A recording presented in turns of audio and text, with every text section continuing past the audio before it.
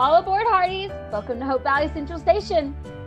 Your transportation to Hope Valley with your conductors, Kerri and Morgan. Welcome back, Hearties. It feels like it has been forever since we've been on here. I guess it's really only been a couple of weeks, but as you can tell, Morgan is not with us right now. She had a last-minute babysitting gig come up, which I can't say I fault her for doing that. So taking care of some little twin baby girls doesn't sound too bad to me. So, but anyway, all right. Well, as you can tell, I do have another very special guest. Christy Stutzman is with me today, and she is the brains and beauty behind When Calls the Heart, the musical. Christy, it's great to have you on today. It's so good to be with you. This is awesome. Yeah, I got to meet Christy a couple of weeks ago. I guess honestly, time is a blur to me. At the Hardy's VIP weekend. That was so much fun. Thank y'all so much for all of the hard work that y'all put in. It was our pleasure. It was so fun to do, and we've been looking forward to it for a long time. So you guys were a blessing to us, and we just loved having you there. Aw. Well, how did you end up doing this? Like, what gave you the idea to do the When Calls the Heart musical? How'd you end up in that? Yeah, well, I kind of grew up in a very theatrical family. My dad was a playwright and composer. And so I grew up with a lot of music and actually performing as a family from the time I was very little, 5 years old and up probably. And so it was kind of part of my upbringing. But then also at a very young age, I showed a talent for composing music. I wrote my first song when I was 5, and then I kept writing all of my life, but to me, it was more of like a hobby. I just enjoyed it, and it was something fun to do. I never saw it as a way to, a career or anything, because it's such a long shot. So I studied voice in college. I was really into vocal performance, and I was studying to go into opera after college, and loved theater and loved performing arts. And so that was kind of my path. But God has other plans. I took a different path after that. I became a mom, and I became the wife of someone who was in office for a while. So we were campaigning and traveling and things like that. So I ended up singing the national anthem. I don't know how many times at all these dinners and fundraisers and things like that. And but I always kept my feet in a little bit in the music world. And I would compose things for my church. I was asked before I was married, I was asked to write music for musicals that my sister was working on. And so I helped her with one of those, or actually a couple of those. And then I was asked to write underscore for a play. It wasn't a musical, it was just a play. So it was mood music underneath. And I'd always loved studying movie soundtracks, but musical soundtracks too. And I'd always studied them in depth to the point where it probably drove my family crazy.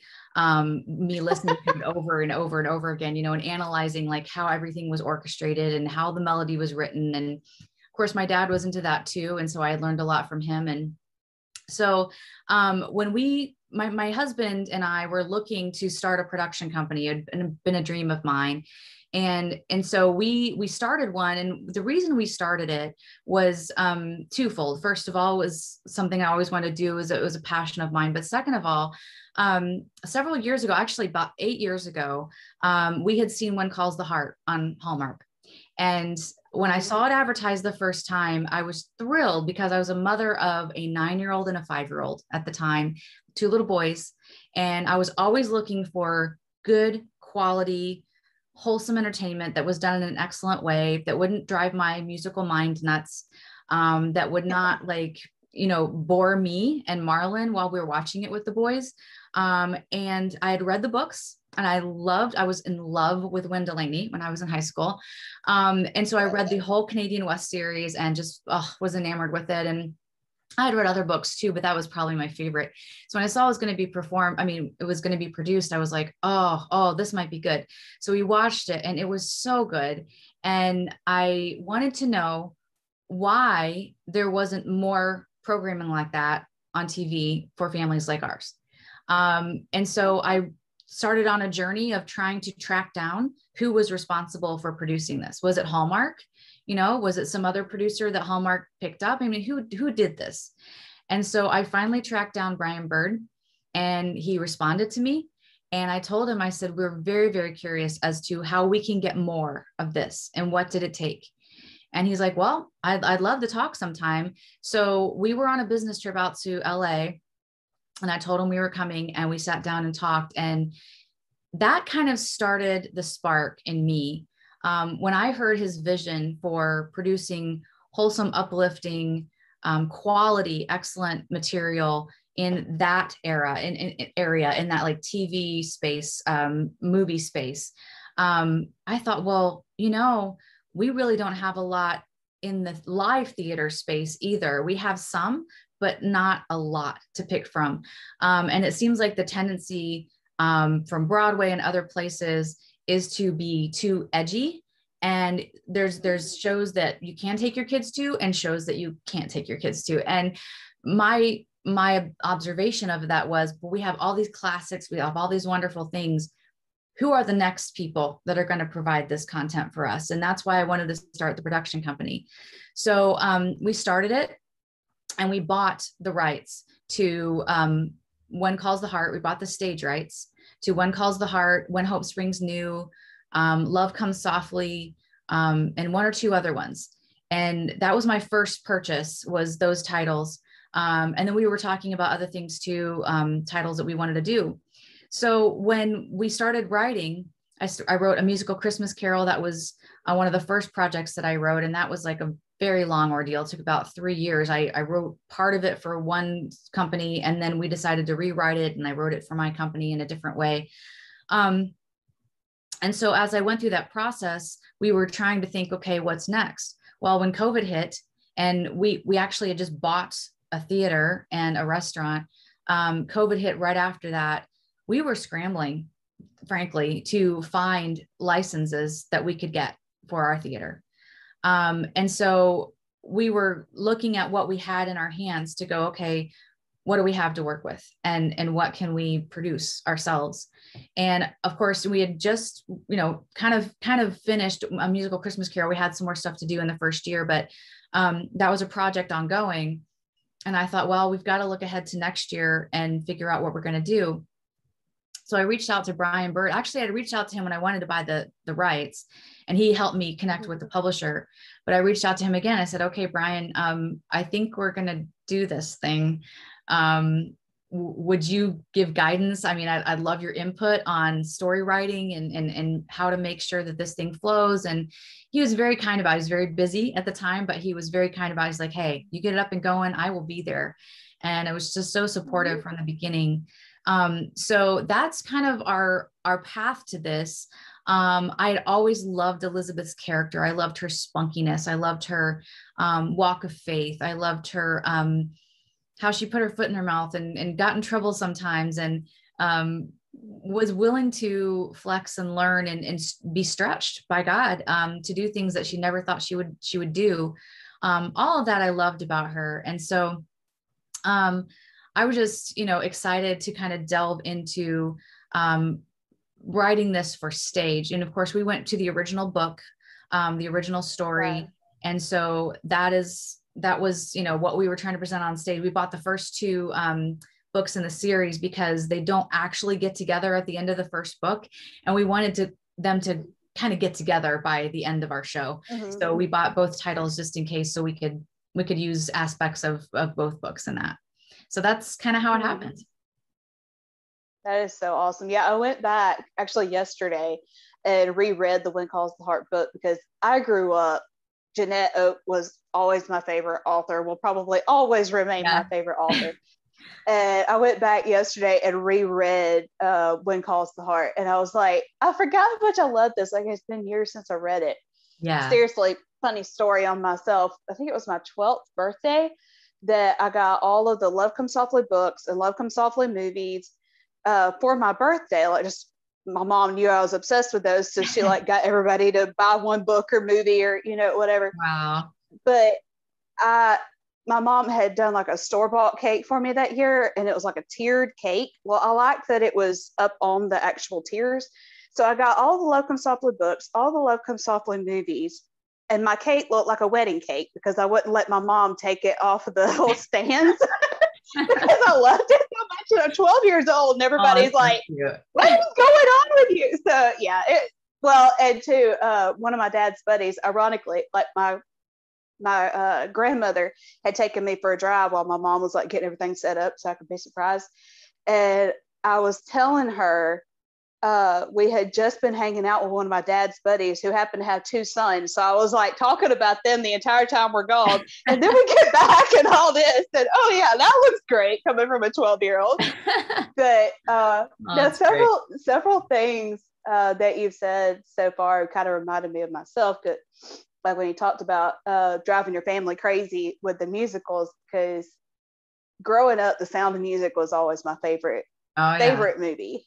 And I drove my brother berserk with that because every time I would watch it, like every time we went to the library, I had to get that movie.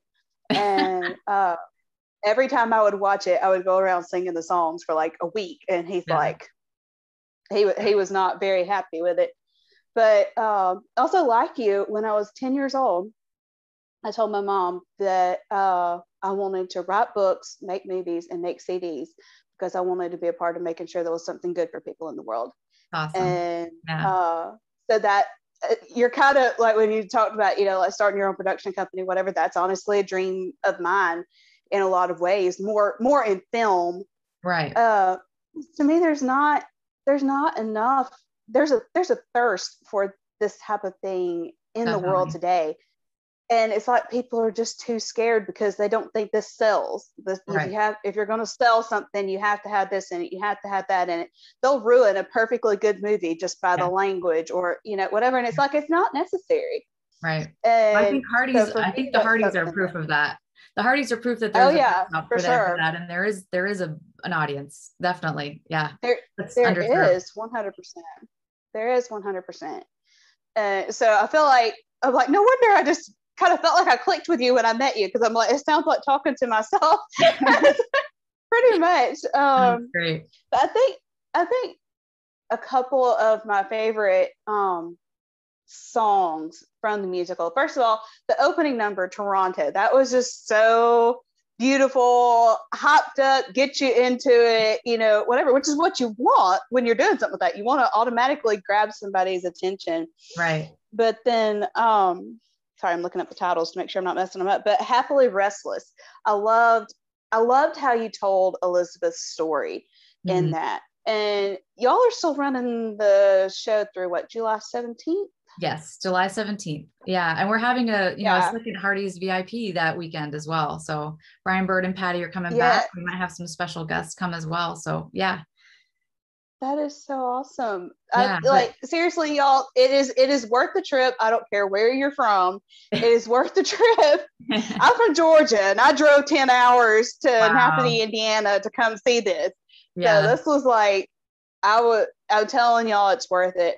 But I loved how you told a story through songs. Say, I'm one of these weird people, and you might can relate, but that I'm one of these weird people that I'm like, the breaking out in song in the middle of the street doesn't seem totally unrealistic to me, because I would probably do it if I had the nerve. Because I don't shut up, whether it's talking or singing or whatever. I don't shut up. So I'm like, it's not completely unrealistic to me. Right. But I loved the telling of the story through song.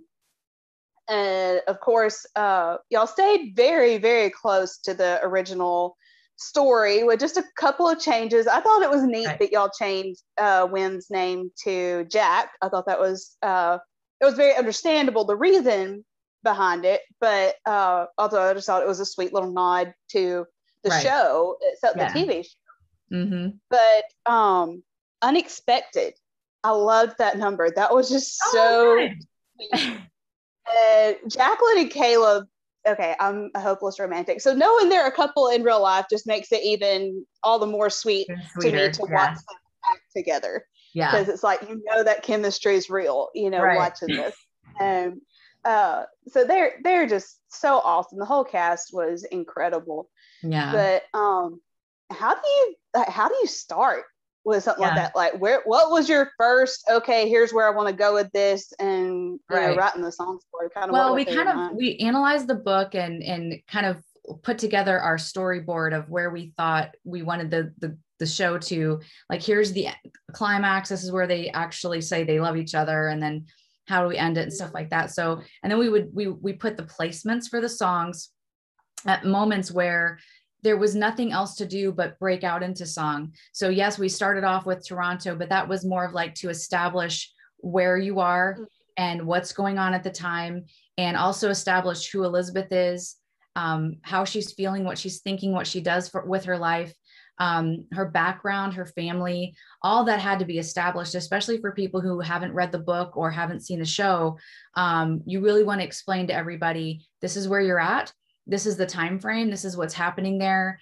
And then this is the lead role. And this is what she's like. And so with Toronto, I did a deep dive into research into Toronto during that time in that era, and to see what was happening there. And it was a booming, bustling city. It had railway, it was a port city. There was a lot of manufacturing. There's a lot of invention going on.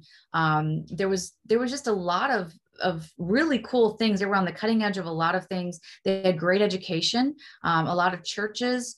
It was just growing. There was a lot of immigrants coming into the city. So it was a very diverse, interesting city at the time. And she had her pick of education experiences, culture, shopping. They had the latest from Paris, you know, as soon as they could get it.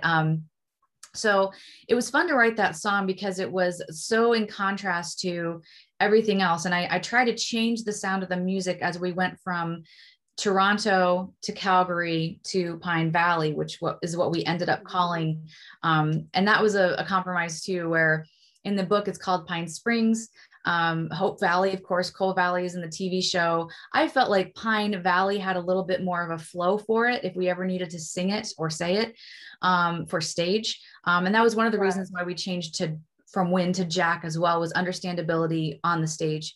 But so on Toronto, I wanted to be able to hear the sounds of the city and understand the culture and refinement that was there.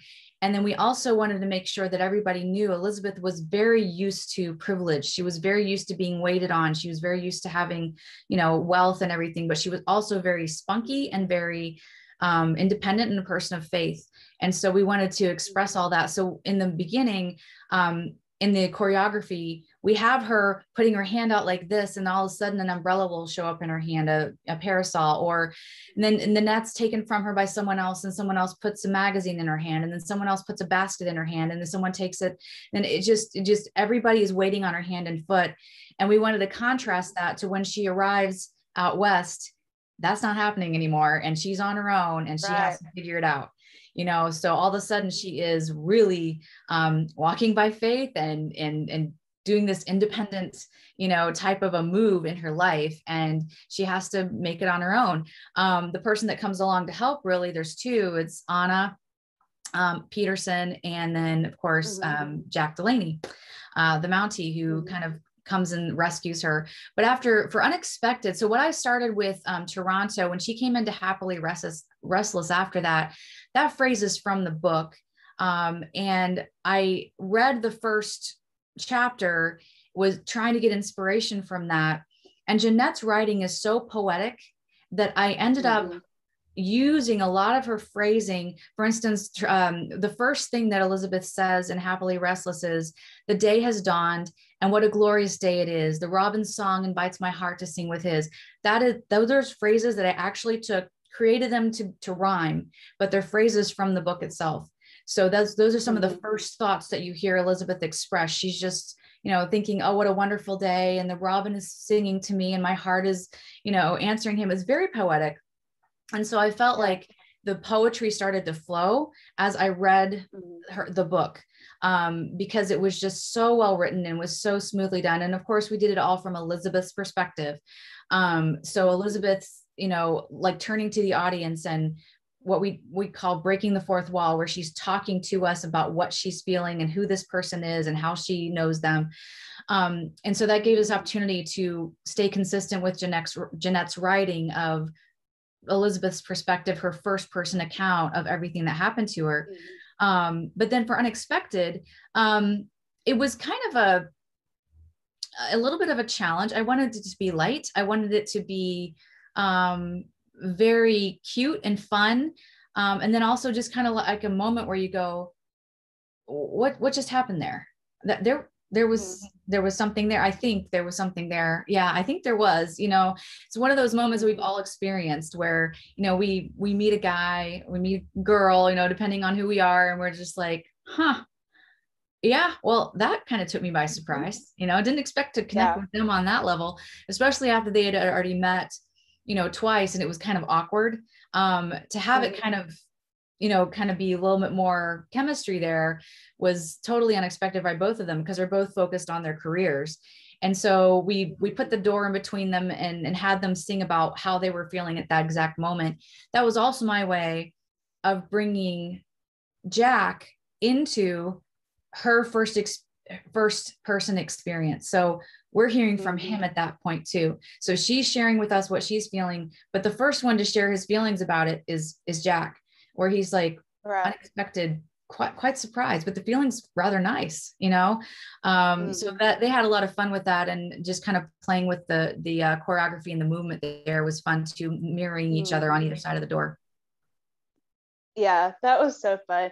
I think one thing that I loved, because like they did do this in the show, but I feel like it was a little more amplified, if you will, in the musical, is Elizabeth's fear. Because that was something that I feel like in the show, or maybe it's just because we've been going for 8 seasons, that at this point we don't see that much. Yes. But like that she is actually the timid one, because like, I guess we just come so used to thinking in the show that Julie's kind of the over every little thing type sister, and that in the book it's actually Elizabeth that's freaking out over every little thing. Yeah. She tries to get a mouse trap. She can't even handle that. Throws the whole thing out. Tries to get a cat. Can't handle the cat eating the mice. So throws that out. Like just moves out for a week so Mr. Larkin can come in and de-mice the place. Whatever. In fact, I thought that was neat. That with one of the writers, we had talked about doing a song called "All My Fears," because she did have a lot of fears when she first arrived there that she had to face, that she had to deal with. But we ended up putting phrases into the song "Move On," where she says to adventures ahead and to all the unknowns, to the challenge of fears till my courage has grown. Those are the words. And I was trying to implement that, because she was taking on the challenge of new fears that she'd never faced before, and she was taking it head on. She wasn't denying the fact that she was afraid. She was, but that didn't stop her. So to the challenge of fears till my courage has grown. So she had faith that her courage would grow as she overcame those fears.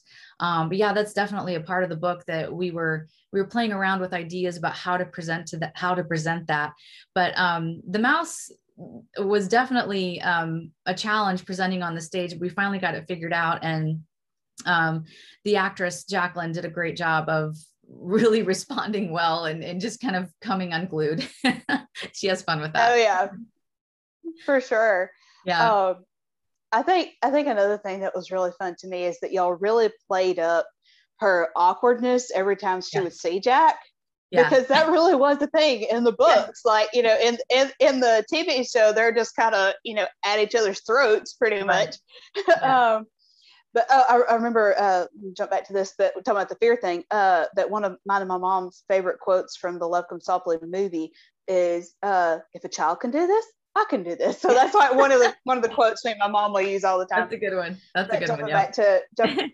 Jumping back to Elizabeth and Jack, I loved when y'all would like have her just turn to the audience and, say whatever's going through her mind. And then she turns back to Jack and she's like, so I'll see you there later again today, like whatever. She like just and then she turns back to the audience and she's like, okay, not quite as, whatever as I'd hoped, but, Yeah. So it's like just that perfect. Yeah. And then he repeats her kind of like, okay, like, You're a little weird. Because I mean, you don't really see much of a reaction in the books. You don't really see much of a reaction from Wynn. He doesn't really seem to show much emotion at all towards her. Yeah, that was a challenge. So I loved again that you brought that element. It was great. It brought an element of comedy to it that I don't like, a comic relief that I don't think that would have been hard to bring in other areas or in other ways. And I think, when you watch the first and second seasons of the show, of the TV show, I think there was a lot of those elements in there, especially with the initial meeting of them and greeting each other, getting to know each other. But it seemed like Elizabeth was always either sticking her foot in her mouth, misunderstanding something, messing up, and it was part of what I think endeared her to Jack. He loved that part about her, that she was kind of, spunky, but also a little klutzy sometimes, and would mess up and finally, say sorry or try to recoup, her pride. And he loved that about her. And so that's one thing that we tried to implement as well. And, we couldn't journal as much. We couldn't do as long of the journaling that Elizabeth usually does on the show. And so our answer to that was, again, her talking directly to the audience. I mean, she couldn't stop and write in her journal, but she could stop and tell us, exactly what she was thinking. Right. That took some coordination with the lighting. It took a lot of time with the lighting to program all that, but ended up, I think, giving us the insight that we needed into her mind. Oh yeah, I loved it. And again, like for me to go back and reread the book, I was like, I had forgotten certain elements of this. Like watching the musical, what I remembered from the book, I knew it was really close, but I was like, okay, going back and looking at it, I was like, man, so it was really cool to see that element. Yeah. I think one of my favorite lines, and I know y'all mentioned this like in the panel discussions that y'all were talking about, but was in the finale song of When Calls the Heart, of heaven knows exactly where you are, because that, for me, I'm not one of these people. Okay, sometimes I do. Okay, ironically, I don't always, I rarely cry during movies or whatever, but at the same time, I'm the person who still cries trying to watch Fox and Hound. So, it like just kind of depends on what it is. Right. But that moment, that song really resonated with me because, like growing up, I didn't really have very many friends. Even now, it's kind of a struggle to me because I'm such an old soul. Yeah. I don't really relate to very many people. I'm a very, very conservative in my faith and whatever. And, it's just hard to find even fellow believers that share that same level. And no criticism to anybody. That's between each one of us and our maker. Right. But it's just a thing of, I struggle with that and struggle with being misunderstood a lot. And, just stuff that my family's gone through. And recently, I wrote the song actually a couple of years ago, but over the past couple of months, our keyboard player at church finally put music to a song that I had written, Love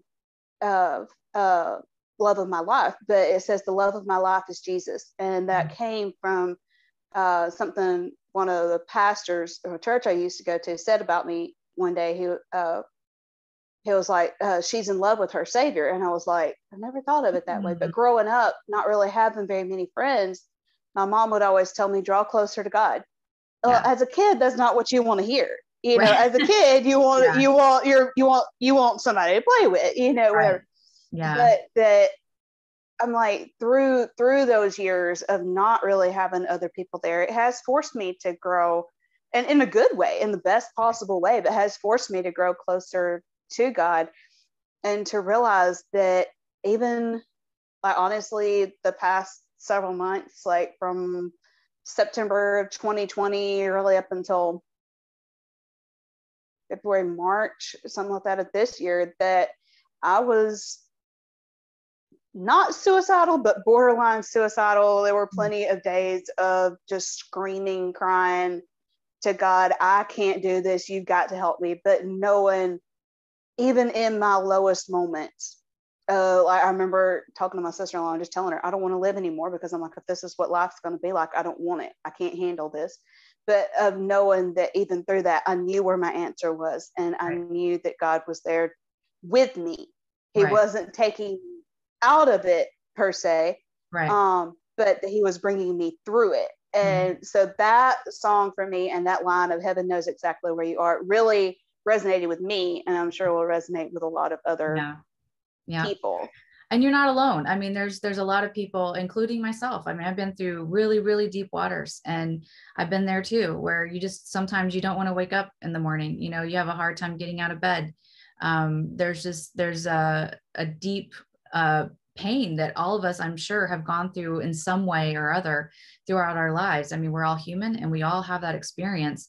And one thing that, you know, I've learned through this process is, no matter how, you know, hard the journey and how difficult the trial that you're going through, that, you know, you're not alone. You're never alone. And there's always someone who has gone through something similar, sometimes worse, unimaginable things.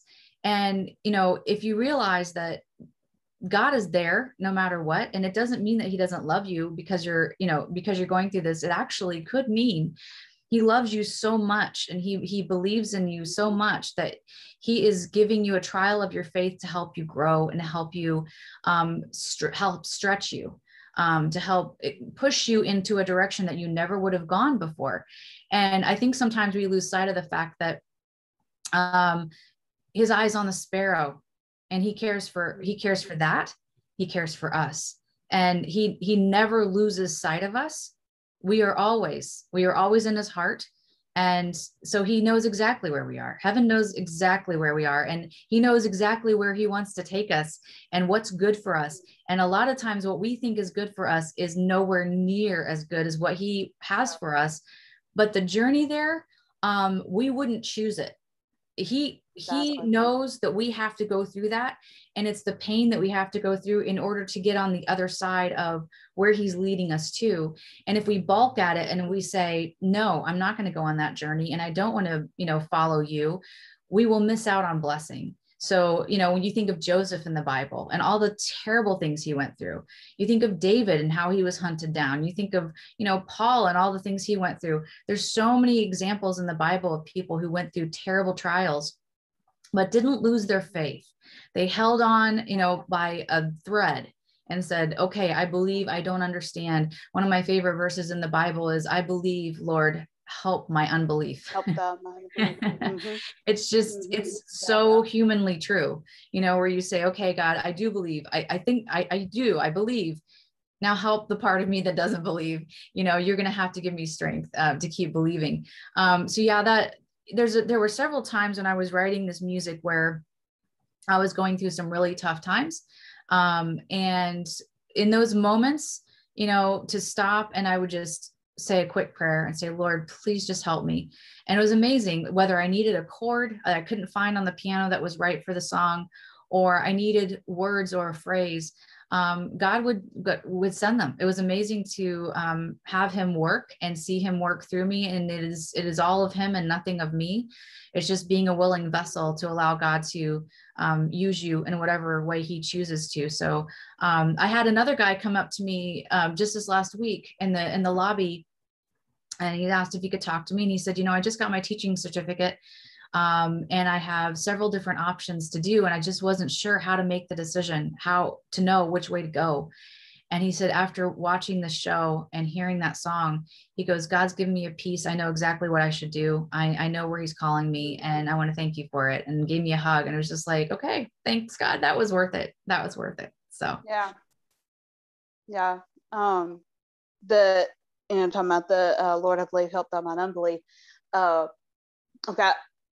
wrote the one song, I finally got music to it, wrote another one that we haven't had the time to put music to, and in the process of writing several others. wow. But one of the ones I just have a chorus to, just to read out the words here. It says, Lord, I believe, help thou mine unbelief. Can you take this heart of mine and wrap it in your love divine? I know you're able. I want to trust in you, but I need your help to see me through. Lord, I believe, help thou mine unbelief. And then, that's great. Another one says, though he slay me, yet will I trust in him. Though I may not know the how, the where, the when. Though he slay my flesh, yet my spirit lives in him. Though he Yeah. slay me, yet will I trust in him. That's Because dope. that was things that through everything I went through over these past several months, that he just kept reminding me, this flesh, it's going to die. Mm-hmm. Like this flesh is mortal, but our Right. spirit lives on Exactly. in him. And I mean, you think of Job, that literally, Yeah. Lord literally pointed him out. It's like, thanks, God. He's like, have you considered my servant Job? Whatever. That the devil took everything away from him. Of course, it's a joke with some Christian comedians that he left Job's wife. But anyway, because she was the one telling him to curse God and die. Right, So, right. comedians, he left her. But that God ended up blessing him beyond. I mean, Job was already a very wealthy, blessed man, and that because he stayed faithful to God during that time, that God blessed him abundantly above what he had right. before. And it's just that, wow, God just wows me at times. And the weekend after I was at the musical for the VIP weekend, I worked on a movie last year, and it's called Mayberry Man. I was one of the extra coordinators on it. Yeah, I've heard of that. Yeah.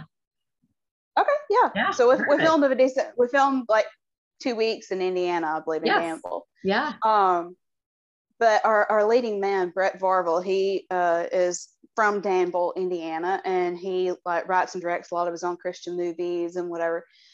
And I was talking to him at the fundraiser thing that we were at, and he was like, yeah, I'm fixing to leave next week to go to Oklahoma or wherever he was going to film another movie. And he was like, COVID hadn't really affected my work. He's like, it really didn't shut me down of not being able to work. And I said, I tell you what, when you turn everything you have over to God, he takes care of you. That's right. Because that's right. He says, this is somebody I can use, and I can, that it can bless people in a way, like with that, you had no idea that could touch somebody in that way, No. but that God used that because you were willing to use that to glorify him and say, okay, God, this is your project. Right. You got us here. Mm-hmm. This is yours. And it's just amazing to me to see what God will do with something when we just fully turn it over to him. What is it they say? If you want to make God laugh, tell him your plans. Yeah. It's like, that we have these tiny little plans. Yeah, a lot of the principles that are in the show are directly from the book, and they were principles that I learned, not just growing up in a Christian home, but also from Jeanette Oakes' books. I mean, some of the things that the father says to Elizabeth when he sends her off on the train is, where God leads, God provides. Those are very basic principles that if you live by it, it's amazing to see where God leads you, but you really have to have, faith. And I love the fact that the father was saying, where God leads, God provides, and he's letting her go. And then she uses that, and she applies it to her life.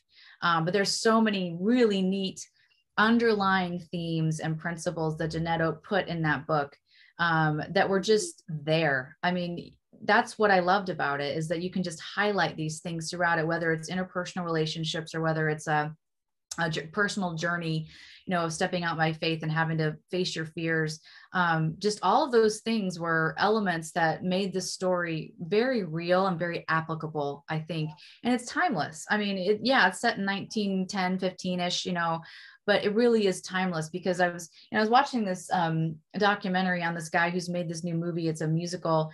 And one thing he said, we might set it back in whatever era, but human nature doesn't change.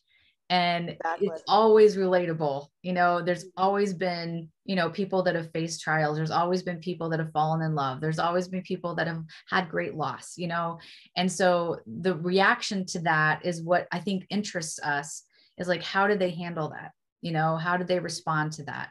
And what decisions did they make? And what can I learn from that? Oh, I'm not going to do that.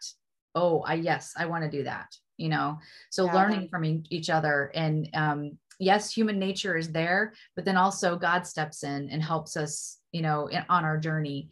And so implementing that from Jeanette Oakes' book was just a thrill. And we heard from her, and we heard from her two sons and their families that came to the show.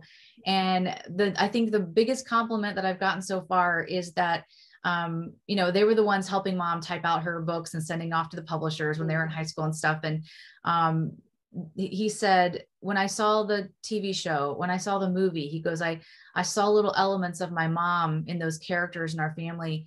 He said, it happened again in the musical. I saw little elements of my mom and our family in there.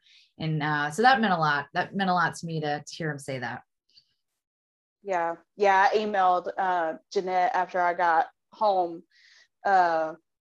and was telling her about the weekend, just kind of my weekend experience, and the kind of, because it had been months since I had emailed her, and just kind of telling her, okay, that story I told you about, I was like, well, I started it, got several chapters in, sent it to a friend of mine. She thought it was good, but she felt like it needed more elements.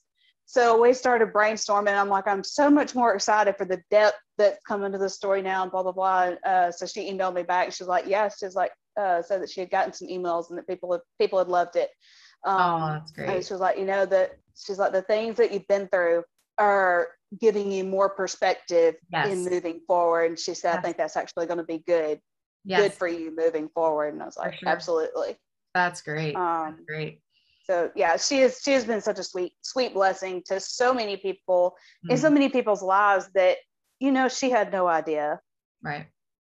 Of that this was going to impact so many people's lives. And, even just the people that it's brought together all these years later, that it's like, it's crazy, she had no idea that God was going to take this and turn it into something greater, which again shows just what tiny little minds we have, even when we think we're dreaming big, but that God has so much bigger plans. That's right. That's right. I remember I don't remember what, I think it was 2012, I don't remember for sure, but that God spoke to me because I was like really struggling with some stuff at the time, and this was during a time of almost 2 years of silence from God, pretty much, of we were just walking through stuff. And they say the teacher's often silent when you're in the hardest test, and it was one of those times. And I remember him speaking to me and telling me, just trust me, you're where you're at for a reason.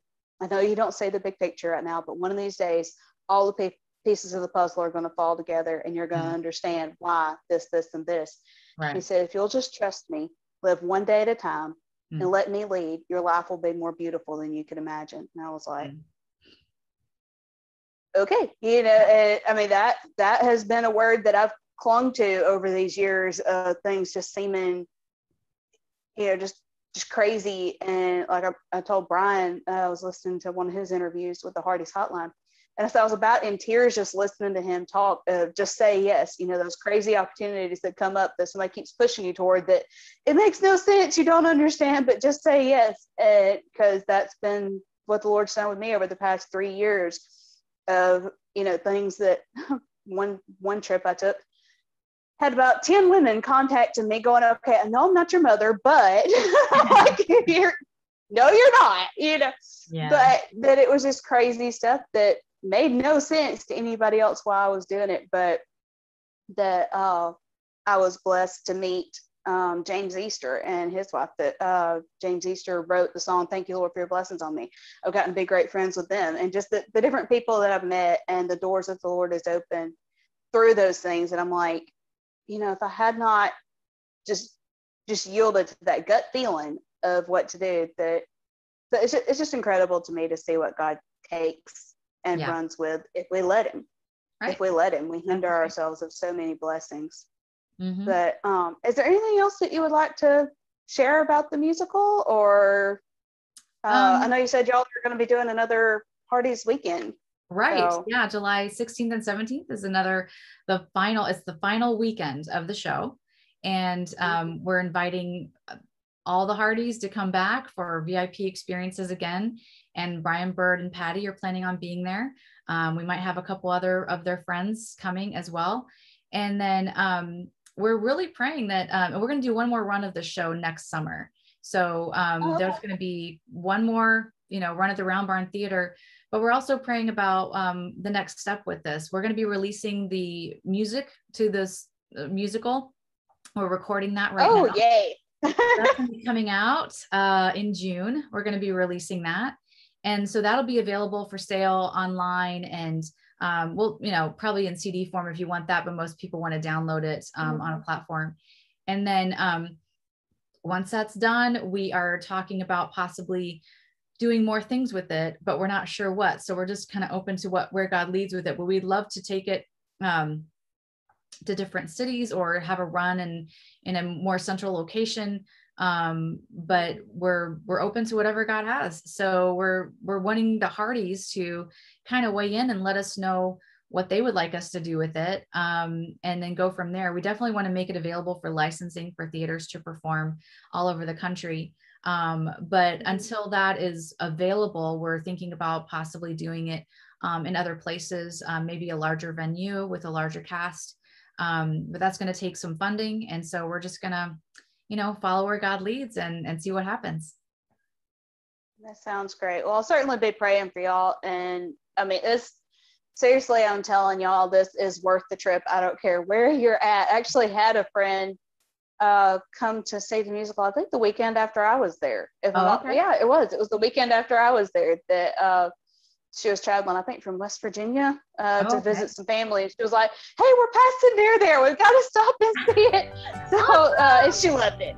Loved it. So good. We have Hardys. I think almost every performance we've had Hardys there from somewhere else, not from Indiana, but that is awesome. So they're showing up.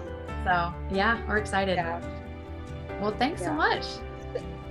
Yeah, thanks for being on here. This has been so fun. I'm sorry Morgan couldn't make it, but have to try to get you on here another time when you're moving forward with this. So okay. But anyway, all right. Well, Christy, thank you again so much. It's been so nice talking to you, and we'll just see where God decides to take this. Yeah, stay tuned for the recording. Bye. All right, thanks. Bye. Bye, guys.